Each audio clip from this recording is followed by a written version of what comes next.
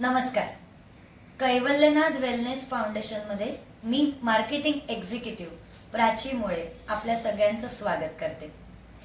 बऱ्याच केसेस आमच्याकडे आलेल्या आहेत आणि जवळपास आकडा 2000 इतका झालेला आहे.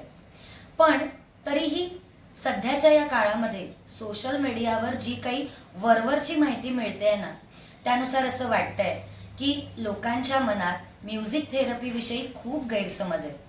खरं सांगू का की एखादा राग किंवा एखादं गाणं ऐकलं आणि एखाद्या रुग्णाला बरं वाटलं असं अजिबात होत नाही.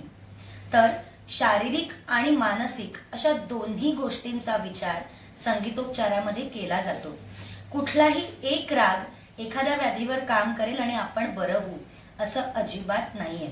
तर वेगवेगळ्या रागांचे कॉम्बिनेशन्स तयार करून त्याचे सेपरेट ट्रॅक्स तयार करून मग त्या रुग्णाच्या मानसिकतेचा सुद्धा विचार करून ते पेशंटला दिले जातात. जर आपल्याही मनात अशा कुठल्याही प्रकारचा गैरसमज असेल तर आपण आमच्या फाउंडेशनला नक्की संपर्क करा.